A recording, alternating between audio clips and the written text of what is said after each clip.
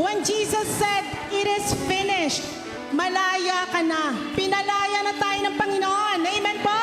Amen. So let's celebrate. Hallelujah. Tayo po ay magdiwang. Hallelujah. Lord, kami po ay nagkatipon ngayon upang ipagdiwang, Lord God, ang iyong pagkabuhay, Panginoon. Hallelujah.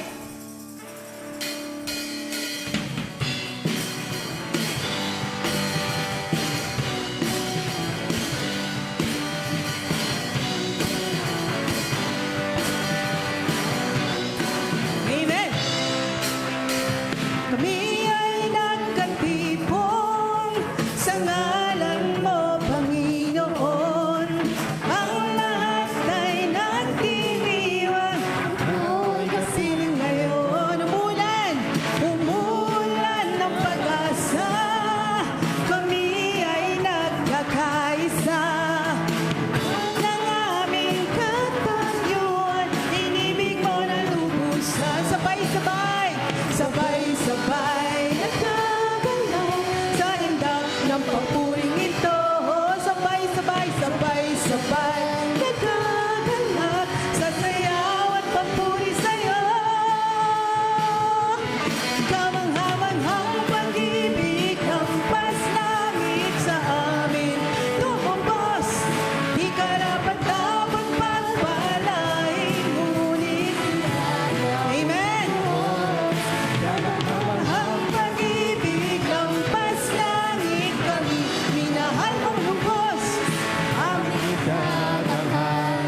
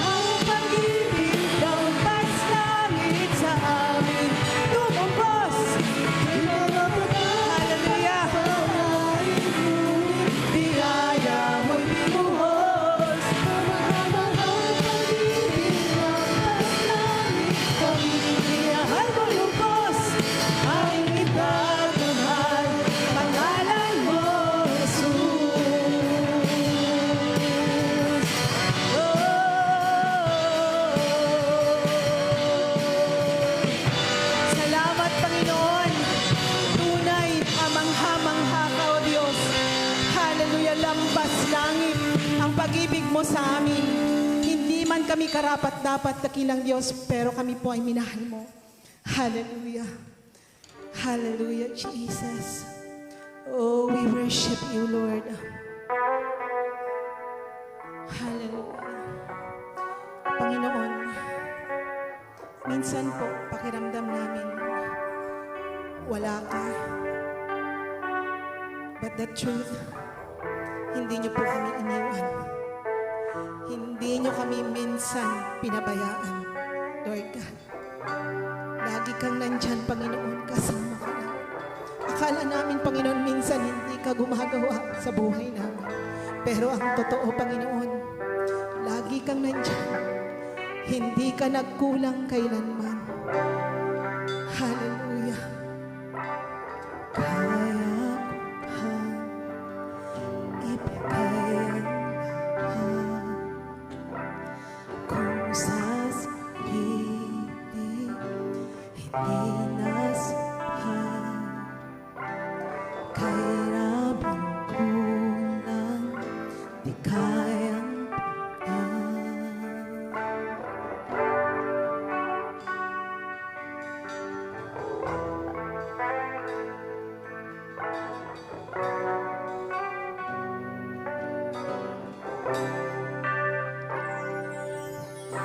laging sinusubok ang pusong pagkat, ngunit umapaw ang magmamahal. Kahiramin kulang ang iyong pinungan, ngayon pa ba magdududa?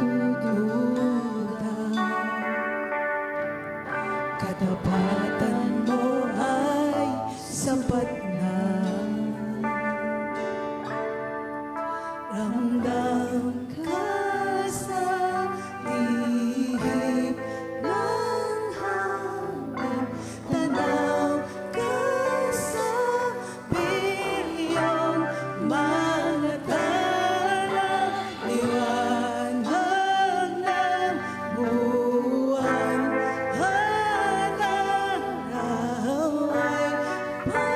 Patunay na ika'y dakilang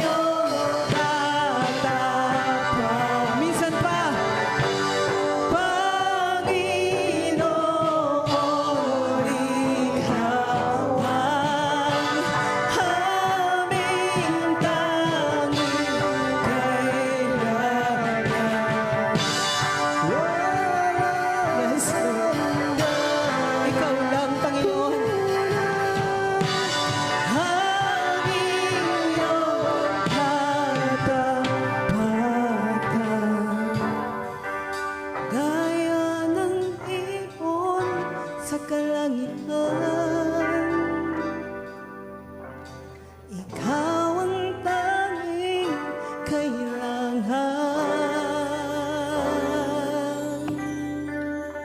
Tunay, Panginoon, Ikaw lamang po ang aming kailangan. Hallelujah. Kailangan kita, Panginoon, ang Diyos na tunay na nagmamahal. Ako'y natagpuan, pinakita ang habag mong umapaw sa buhay ko. Kailangan kita, Panginoon, ang Diyos na tunay na nagmamahal. Ako'y natagpuan, pinakita ang habag mong umapaw sa buhay ko. Kailangan kita, Panginoon, ang Diyos na tunay na nagmamahal. Ako'y natagpuan, pinakita ang habag mong umapaw sa buhay ko. Yes, Lord. Hallelujah. Tunay, Panginoon, na kailangan ka namin gaya ng mga ibon, O Diyos. Ikaw lang po ang aming tanging aasahan.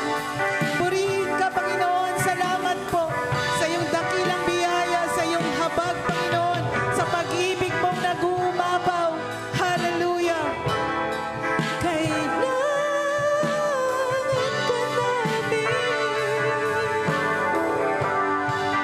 Kailangan kita, Panginoon, ang Diyos na tunay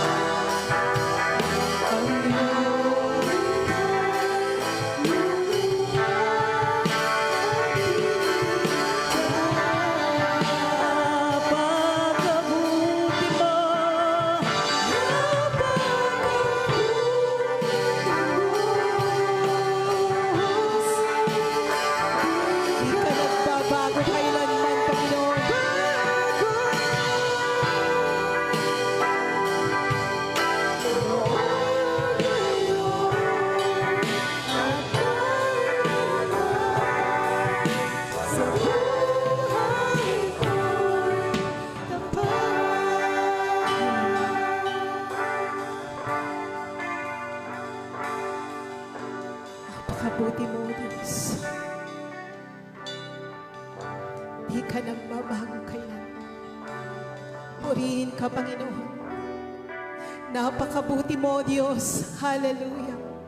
Purihin mo ang Panginoon, kapatid. Isipin mo lahat ng ginawa ng Diyos sa'yo. Isipin mo kung gaano siya nagdusa sa krus. Anong sakit pa yung dinanas niya?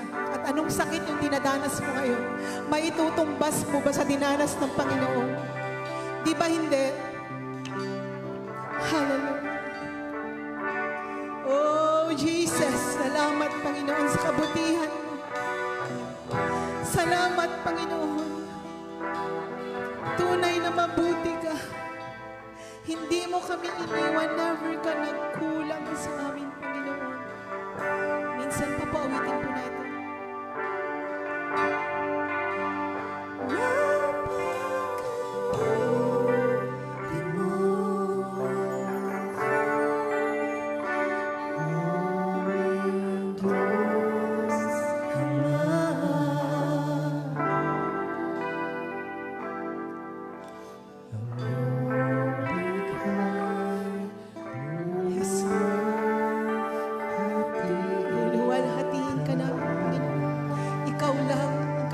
Dapat na tumanggap ng pinakamataas na pagsamba. Wala nang iba, O Diyos. Dakila ka, Panginoon. Hindi namin kayang tumbasan ang ginawa mo, Panginoon. Tinapos mo ang lahat sa krus. Binayaran mo ang aming mga sala.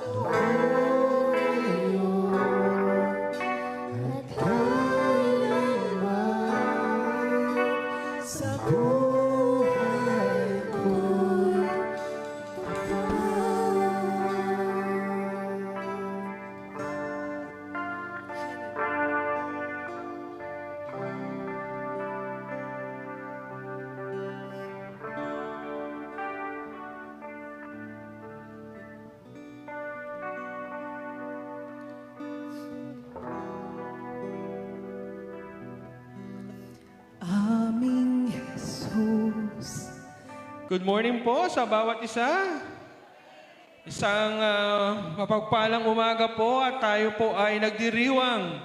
Ang buong Kristyanismo ay nagdiriwang ng Pasko ng Pagkabuhay. Amen po ba? Ramdam niyo po ba yun? Yung Pasko ng Pagkabuhay? So,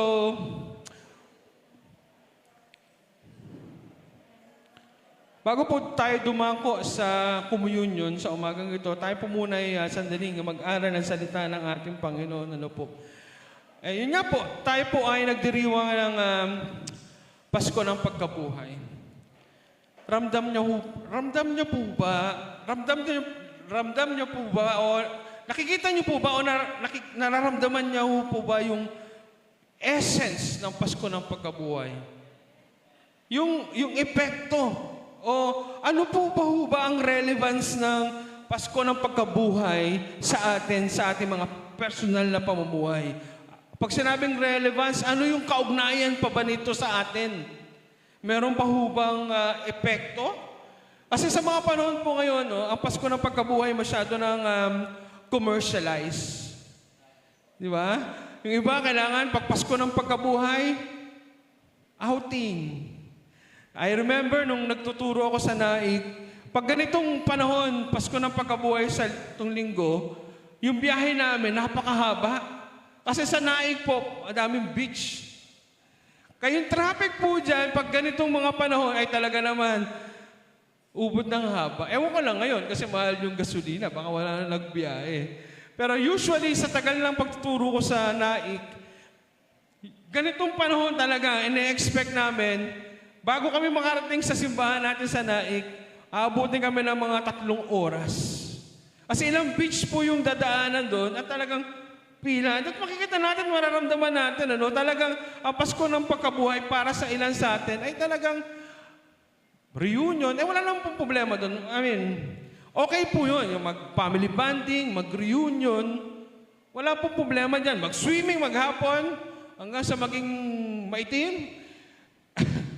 Pero, seriously, Kung tatanungin natin yung ating mga personal na buhay, ano nga ba ang kaugnayan o relevance ng Pasko ng Pagkabuhay sa akin bilang isang Kristiyano?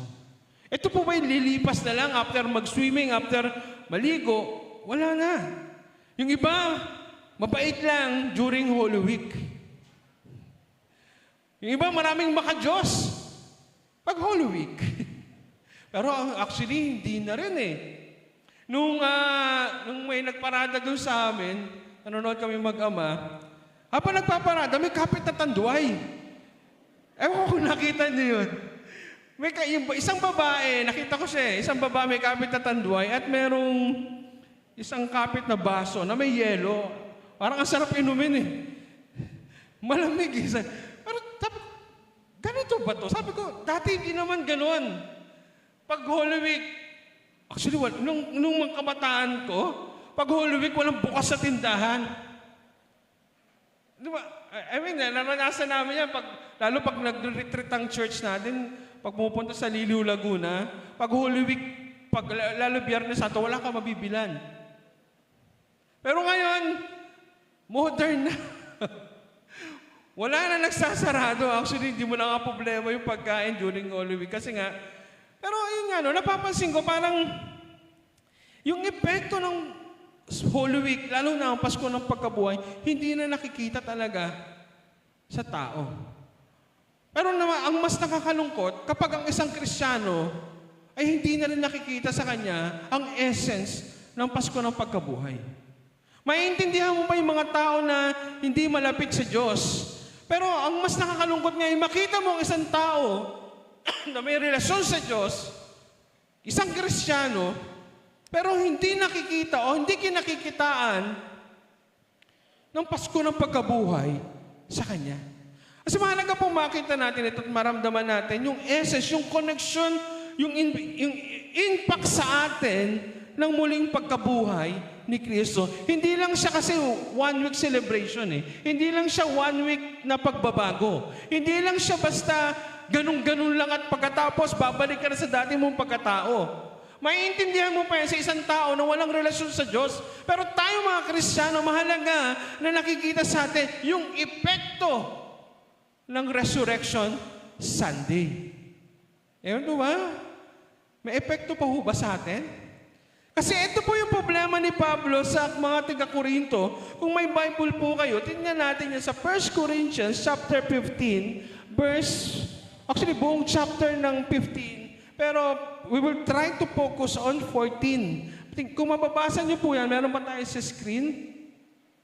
1 Corinthians chapter 15, verse 14. Sabi diyan, and if Christ has not been raised, our preaching is useless, and so is your faith. At sinasabi po ni Pablo diyan, kung si Kristo ay hindi na muling nabuhay, yung pagtuturo natin, yung pagiging Kristiyano natin, yung ating pananampalataya, sa ibang translation, ang sinasabi ay walang kabuluhan. Ibig sabihin, kung si Kristo hindi nabuhay, walang kwenta yung pagtigil natin, yung pagsamba natin sa umagang ito. Nagsasayang lang tayo ng oras. Buti pa, sabi ni Pablo niya, buti pa kumain ka na lang, uminom ka na lang, magpakasaya ka na lang kung hindi nabuhay si Kristo. Kaya sabi niya, sa ibang translation, useless. Yung pananampalataya natin, useless kung si Kristo ay hindi na nabuhay. Kasi ang problema po dyan sa Korinto na yan, maraming Kristiyano, maraming Corinth o mga Kristiyano sa Corinthians na hindi na naniniwala sa resurrection ni Kristo. Hindi na naniniwala sa pagkabuhay ni Kristo. Although Kristiyano sila, pero yung perception nila sa resurrection ay hindi na nagmamatter sa kanila. Yan po yung problema. And kung titingnan natin sa panahon natin, marami rin, o maaring ito rin ang ating problema. Yung Resurrection Sunday o yung Holy Week, nag-e-epekto lang sa atin, good for 1 week. O minsan hindi pa nga. Kasi ito yung concern ni Pablo kung bakit niya sinulatan itong mga taga-Korinto to give emphasis, bigyan ng diin ang kahalagahan ng pagkabuhay ni Kristo. And some of the Corinthians during that time, dahil hindi sila naniniwala o wala nang epekto sa kanila yung Pasko ng pagkabuhay, some of them ay bumalik sa dati nilang pagkatao. Ibig sabihin, namuhay muli sa kadiliman. O bumalik muli sa kanilang mga kasalanan. Yung dating epekto sa kanila ni Kristo, yung dating mainit sila sa paglilingkod sa Diyos, yung dating kitang-kita yung pagiging mabait nila, hindi na. Dahil wala nang epekto sa kanila yung resurrection ng ating Panginoon, bumalik sila sa dating pagiging makasalanan. At yun ang nakaka-alarma. Sabi ko nga sa inyo, maiintindihan pa natin ng isang tao na gumagawa ng hindi kagandahan. Kasi nga, hindi pa niya kilala ang Panginoon. Pero dapat sa isang Kristiyano, actually, yung kausap ni Pablo dyan ay mga Kristiyano tulad natin. Kaya lang ang nakakalungkot, dahil hindi na relevant sa kanila.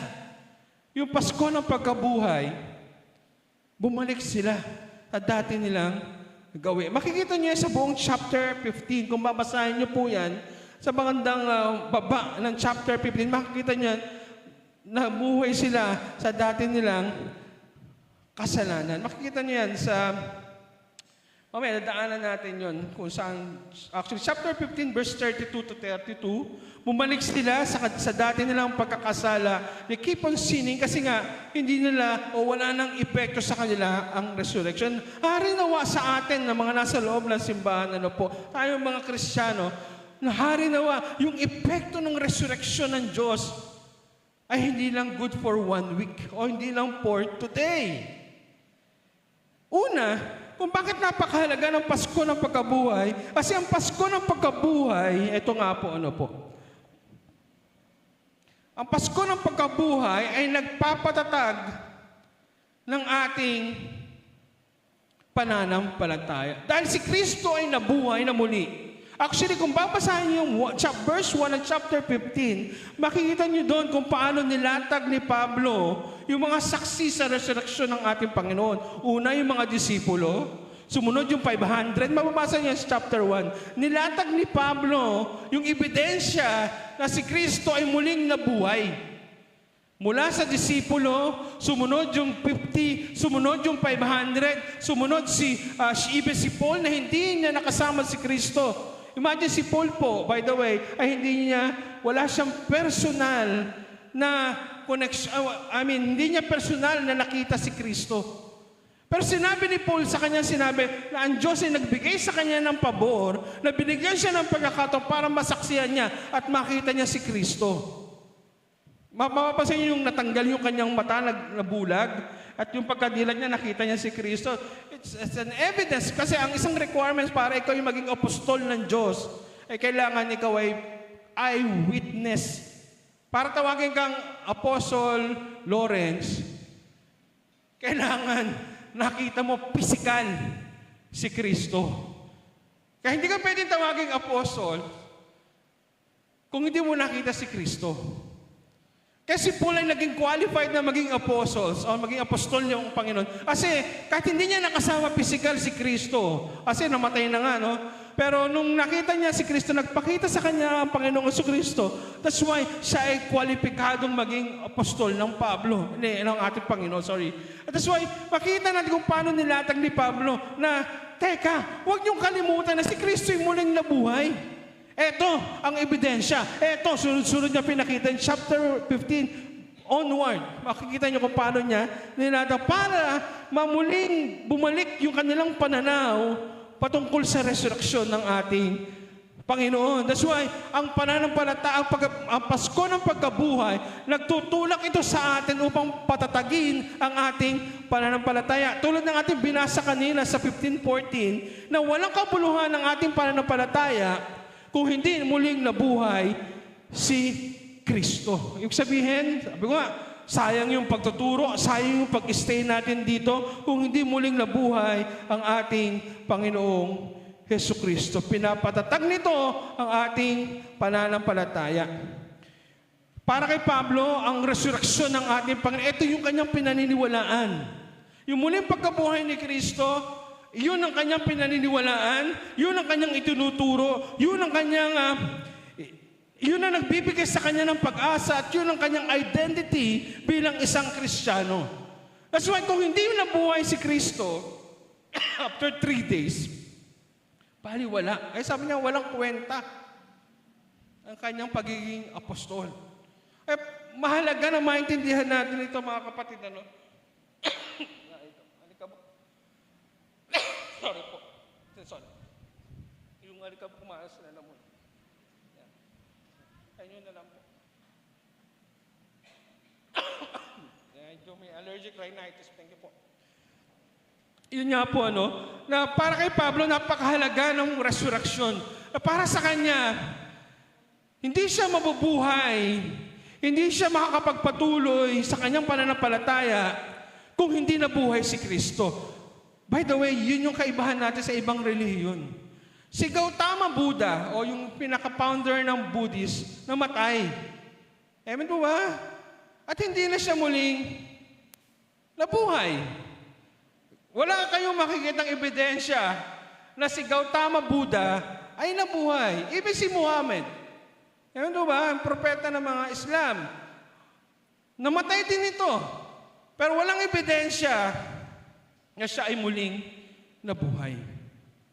Pero si Kristo, namatay. Yes, namatay po siya. Amen po ba? Alam niyo po ba namatay si Kristo? Hello? Baka hindi niyo alam na namatay si Kristo. Alam niyo po ba? Pero ang kaibahan po, after 3 days, siya ay muling nabuhay. That's why, that's our identity. Na kahit anong bato ng kaaway, na kahit anong agaw ng kaaway sa ating pananampalataya, ay hindi niya kayang pasinungalingan na si Kristo ay muling nabuhay. That's why ang Pasko ng pagkabuhay para sa atin, ito ang nagpatatag, nagsimiento sa ating pananampalataya. Kasi kung hindi siya nabuhay, hanggang ano lang tayo, nagbihimala ang Diyos, nagpo-provide ng pagkain, then nung namatay, tapos na. Hindi na tapas Umabot hanggang sa atin sa mga oras na ito, ang epekto ng Pasko ng pagkabuhay. Kasi kung hindi siya nabuhay muli, palagay ko yung pananampalataya natin, hindi aabot sa panahon natin. At ako'y naniniwala, aabot ito hanggang siya ay muling bumalik. Kasi yun yung pundasyon. Yun yung yung cornerstone ng ating pananampalataya. Pag sinabing cornerstone sa mga karpintero, pundasyon. Na kahit mag-iba yung taas, pero yung pundasyon ay mananatili. Kahit mawala yung bubong, pero hindi natitinag kasi matibay pa yung pundasyon. Ang sinasabi ni Pablo, ang Pasko ng pagkabuhay, yun yung cornerstone nating mga Kristiyano. Kaya that's why ang isang Kristiyano, kahit yugyugin ng problema, kahit pagbalik-balintungin ng problema, mananatili siyang nakatayo. That's why, kasi ang pundasyon natin ay si Kristo. Kahit may problema, yes, madadapa, masusubsob, pero hindi. Naaalala ko, muling nabuhay si Kristo para sa akin. At para kay Pablo, yun ang nagpasimiento, yun ang nagpatatag ng kanyang pananampalataya. Kasi kung hindi, walang kwenta yung kanyang paglilingkod na ginagawa sa Diyos. Yun ang isasahatid sa atin ng Pasko ng pagkabuhay. Pinatatag nito ang ating pananampalataya. Nagbibigay sa atin ng confidence, nagbibigay sa atin ng katatagan para magpatuloy anumang sitwasyon yung ating nakakaharap. Sa personal, yung relevancy nito sa akin bilang isang Kristiyano, na alam ko na kahit ang dami kong problema, pero dahil alam ko si Kristo'y muling nabuhay, nagawa niyang ma-overcome ang kamatayan, yung same power na meron si Kristo, pwede niyang ipagkaloob sa akin upang bigyan ako ng katagumpayan sa aking buhay. Remember Romans chapter 8 verse 37. Pwede pong pakipost. Sabi po ng Romans chapter 8 verse 37. Napakaganda po ng pagkakasulat ni Pablo sa Romans chapter 8, 37. Sabi po ng Romans 8:37, sino po nakakaalala nito? May prize. Kapos sa kasal, ang daming premyo. Tanungin niyo po sino nanalo ng 1.5. Ang dami po. 8 po sa church natin ang nanalo. Ayun, may mataas ang sugar. Soft drinks po yung kanilang napanalunan. Sabi po dyan, Romans 8:37, no, in all these things we are more than conquerors through Him who loved us. Ang sinasabi ni Pablo dyan sa Romans na yan, na tayo higit pa sa mananagumpay dahil sa ginawa ni Kristo sa atin. Pero dahil sa muling nabuhay, ang sinasabi ng ating Panginoon, hindi lang tayo dapat nagsusurvive sa mga problema. Kasi marami sa atin survival lang. Pag sinabi survival, nalagpasan lang, sakto lang, di ba? Parang okay lang. Pero ang sinasabi ng scripture na to, kung naniniwala kayo sa resurrection ng Panginoon, hindi lang tayo survivor. Ayan po ba? Hindi lang basta naanuhan natin ng problema, pero we are more than conquerors. Ayan po ba kayo? Ito ang epekto sa atin ng Resurrection Sunday. Hindi lang basta nakasurvive tayo, at si Kristo, nalagpasan niya yung krus ng Kalbaryo eh. Pero even death ay walang pangil sa kapangyarihan ng ating Panginoon. Now, if you're going to translate that in our faith, believing your God can overcome death, ano pa yung pwede niyang gawin sa buhay mo sa umagang ito? That's why napakahalaga ng Resurrection Sunday sa atin. Mahalaga na maintindihan natin ang ating pinaniniwalaan na Pasko ng Pagkabuhay ay nilalakadan natin. Hindi lang siya good for one day, hindi lang siya pang isang linggo, kundi bahagi ng buhay ng isang Kristiyano. Identity natin yan. Amen po ba? Walang pwedeng magpasinungaling sa kapangyarihan ng Diyos. Even si Satanas, wala siyang nagawa. Akala niya panalo na siya nung namatay si Kristo at sinabi ng Panginoon, it is finished. Akala niya tapos na. Akala niya hanggang doon na lang ang kapangyarihan ni Kristo. Pero nagkamali siya. After 3 days, muling nabuhay ang ating Nanginig ang kaaway nung nalaman niyang si Kristo'y muling nabuhay. Kasi alam niya na wala siyang pangil sa mga anak ng Diyos na naniniwala sa Pasko ng pagkabuhay. Amen po ba? Kaya sinasabi ko ngayon sa umagang ito, mahalaga na ipinapamuhay natin ito. Hindi na siya one day. Kasi nagpapatatag ito ng ating pananampalataya. Kapag may problema kayo, binubugbog ng problema, alalahanin nyo na si Kristo'y muling nabuhay. Di ba? Isa yung sa relevant ng yung kaugnayan nito sa atin na kapag may problema, alalahanin mo ang Diyos muling nabuhay.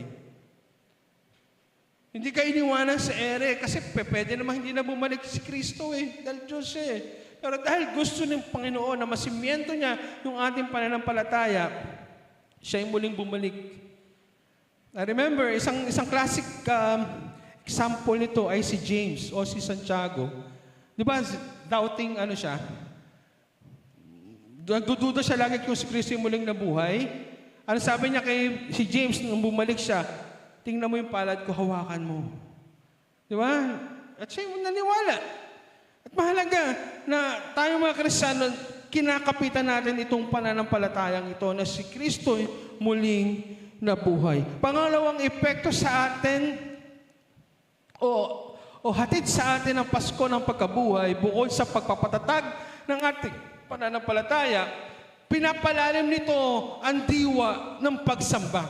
Kung ikaw ay nananampalataya na si Kristo muling nabuhay, hindi po pwede na ang pagsamba mo ay hindi malalim. Andiyan po ba kayo? Kung kilala mo at naniniwala ka na si Kristo ay muling nabuhay, hindi po pwede na ang pagsamba mo ay walang init. Kasi alam mo, naintindihan mo na ang Diyos mo sinamba ay hindi namatay. Kasi ang pagsamba mo, alam mong buhay ang Diyos. Alam mo siya hindi na natili sa libingan. After 3 days, siya muling umakyat sa langit. So yung pagsamba mo ay dapat buo at ang isa sa mga hinatid sa atin ng resurrection, pinapalalim niya ang pagsamba natin sa ating Panginoon. Pinapalakas ang pananampalataya. Ito rin ay nangangahulugan na meron kang malalim na pagkilala at pag-unawa patungkol sa ginawang kabutihan ng Diyos sa atin. Ang pagsamba ay hindi lang pang Holy Week. Di ba? Marami yan. Umaawit ng pasyon. Pero hanggang doon lang. Marami. Ang sumasamba sa Diyos, pero yung pamumuhay, hindi ganong kaayos. Marami. Ang kumikilala sa Diyos, pero hindi ganon ka nagre-reflect ang kabutihan ng Diyos sa Kanya. Pero kung maiintindihan natin yung Pasko ng pagkabuhay at naiintindihan mo na ito yung nagpapalalim sa iyong pagsamba, nagkakaroon ng malaking pagbabago, nagkakaroon ng malaking changes sa pagsamba mo na ginagawa sa Diyos. Kasi ang hugot ng ating pagsamba sa Diyos ay nanggagaling sa kabutihan at mga ginawa ng Diyos sa atin. Kasi kung naiintindihan mo na si Kristo yung namatay sa'yo, pero siya'y muling nabuhay para sa'yo. Isipin mo, anong uri ng pagsamba ang pwede mong gawin para sa Diyos? Baka magtatumbling ka dito. Pag na-realize mo kung gaano ka kamahal ng Diyos. Kaya ang isang Kristiyano, kung naiintindihan niya yung Pasko ng pagkabuhay, yung pagsambang ibinibigay sa Diyos, ay hindi pa pwedeng walang init. Church, kamusta po ang pagsamba natin kanina? Mas lamang ang antok? Kami po alauna nakauwi kagabi. Pero ang sinasabi natin, yung pagsamba ng isang taong naniniwala sa resurrection sa Diyos, dapat may gutom. Alam niyo yung taong gutom? Ano po yung itsura ng taong gutom? Johnny, tatakbo ka sa kaldero. Diba? Bakit? Kasi yung buong katawan mo ay nagsasabi, gutom na gutom ka. Kahit tutong yan, masarap para sa'yo. Diba? Kasi yun yung sinasabi ng kabuuan ng katawan mo. Gutom na gutom ka. So hindi po pwedeng hindi ka kakain. Na kahit sardinas yan, lechon ang lasa niyan para sa'yo. Pero pansinin mo ang taong busog. Kahit masarap ang ihahin mo, hindi niya nararamdaman. Kasi full na siya eh. Pero ang isang Kristiyanong gutom sa Panginoon, ang uri ng pagsamba niyang binabato sa Diyos ay punong-puno ng init. That's why napakahalaga na ang isang taong naniniwala sa resurreksyon ng Diyos, ang ginagawa niyang pagsamba ay may gutom. Hungry. Sisimba. Preparado pagdating sa pagsamba sa Diyos. Excited. Hindi po pwedeng hindi siya makasamba sa Diyos. Kahit mahal ang gasolina, maglalakad ako. Ay, si Nanay Linda, bilib ako dyan. Ito po, mind you. Ilan taon na kayo, Nanay Linda? Ano po? 78. Umatin po yan ang Bible study sa Marcelo na naglalakad. Lawrence, ilang taong ka na? Ha? 18. Naglakad ka na ba mula sukat na lang hanggang dito?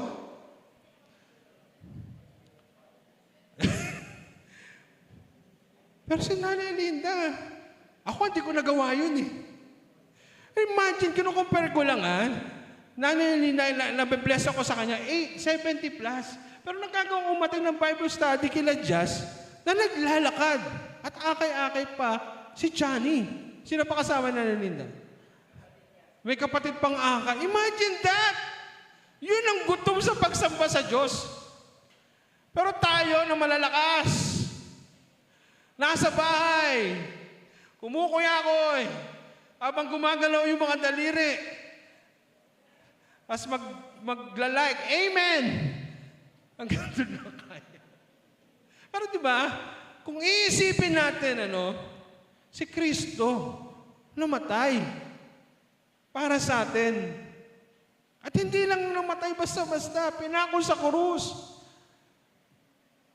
Nilatayan mula ulo hanggang paa. Nakuha yung mga laman niya dahil doon sa hampas na binabato sa kanya. Halos lumuha ng dugo at hindi siya nakilala. Now, narito tayo. Nakikinabang sa biyaya ng Panginoon, pero ang pagsambang binibigay natin sa Kanya, maligamgam. Walang init. Walang gutom. Ewan po ba, Pasko ng pagkabuhay po ngayon, mga kapatid. Magising po tayong lahat. Pinapaalalahanan po tayo ng Diyos sa umagang ito na ginagawa natin pagsamba sa Diyos. Ang kaharap natin ay Diyos na makapangyarihan. Pero paano tayo sumamba? Di ba po? Paano tayo? May nararamdaman bang init ang Diyos sa atin?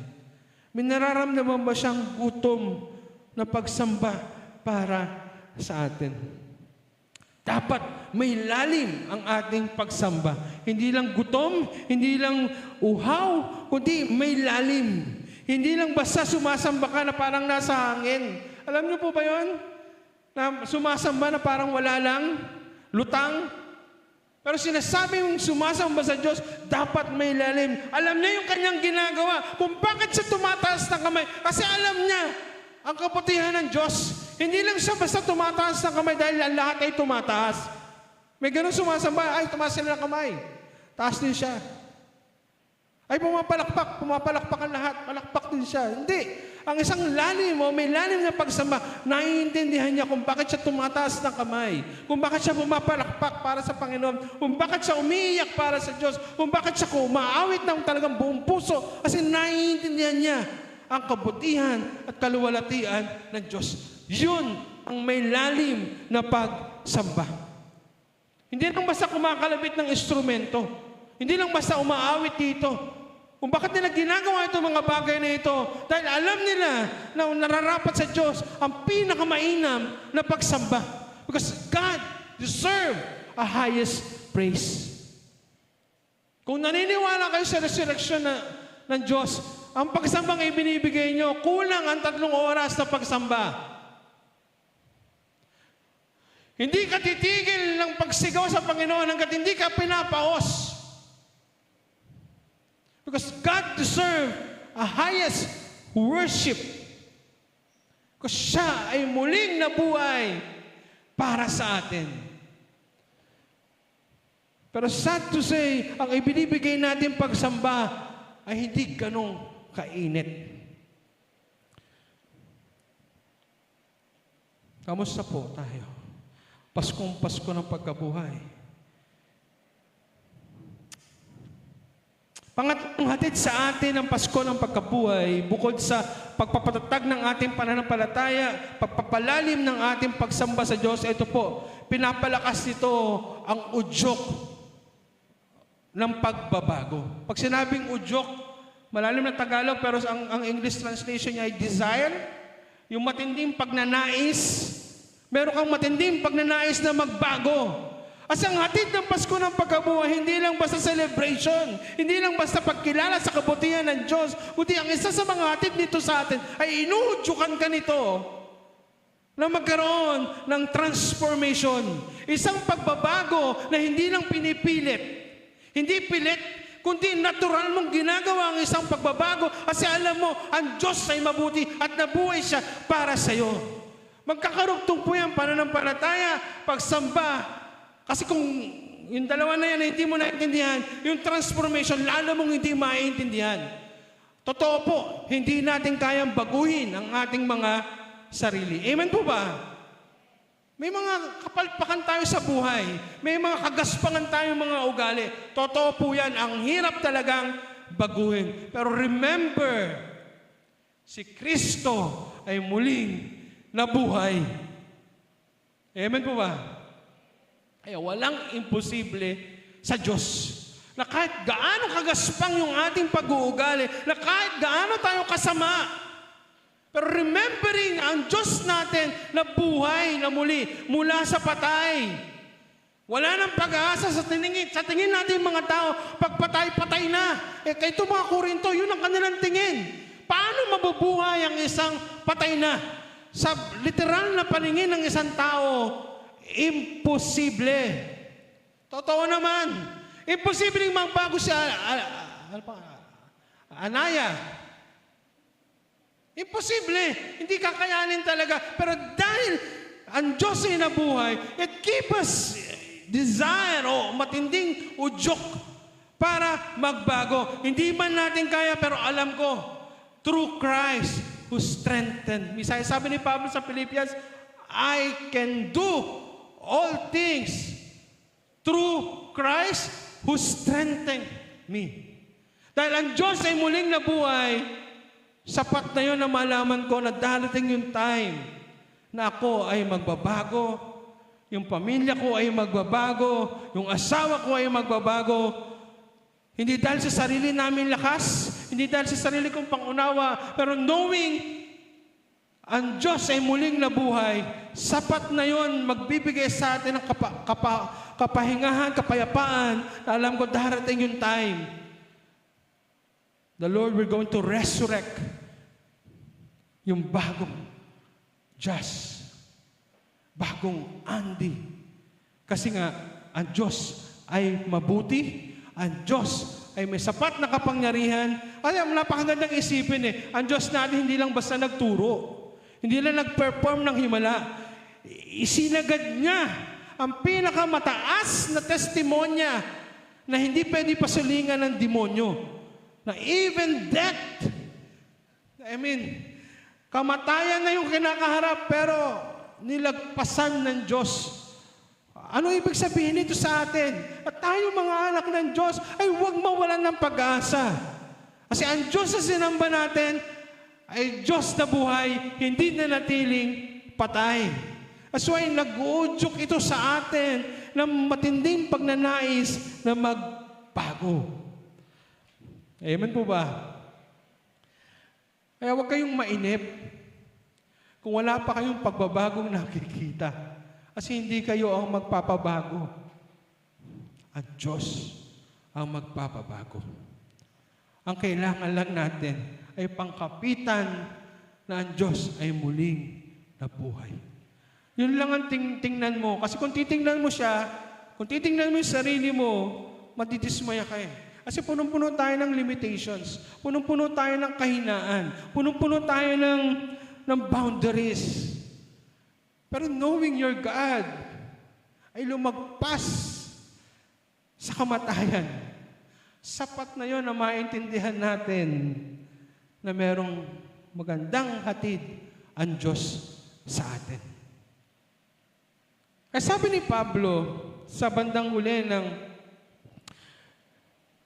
pakipost nga po yan ng chapter 15, yung last verse ng ating pinag-uusapan. Verse 58. Kaya sabi ni Pablo dyan, bilang pangwakas ni Pablo sa atin, sabi niya, on verse 58 ng 15, kapatid, pakipost nga. Ay, inaanak, ano pala, RJ. Therefore, my dear brothers, stand firm. Let nothing move you. Sabihin, magpakatatag ka. Huwag mong hayaan na bumaksak ka. Huwag mong hayaan na maapektuhan ka ng sitwasyon. Always give yourself fully to the work of the Lord because you know that your labor is not in vain. Ano man ang ginagawa nating pagsamba para sa Diyos, ano mang minuto o desisyong ginagawa mo para sa Diyos, ay hindi nasa sayang. Laging counted sa Diyos. Lagi niyang ino-honor ang bawat na ginagawa mo para sa Kanya. Remember, hindi nasasayang. Ito po yung kalugtong nung resurrection ng Diyos. Ang parang sinasabi ni Pablo sa kanila, huwag kayong bumalik sa dati, huwag kayong manghinawa sa paggawa ng mabuti para sa Diyos. Huwag kayong bumalik sa dati inyong pagkatao. Dahil hindi nasasayang yung ginagawa nyo para sa Kanya. Dahil ang Diyos na sinasamba mo ay muling nabuhay para sa iyo. Now, kamusta po tayo sa umagang ito? Paano na natin, after knowing all these things na pinapatatag niya yung pananampalataya natin, pinapalalim yung ating pagsamba, nagkakaroon sa atin ng matinding udyok ng pagbabago. After knowing that, 3 points na ating tiningnan sa Pasko ng Pagkabuhay, paano mo ngayon titingnan ang Pasko ng Pagkabuhay sa oras na to?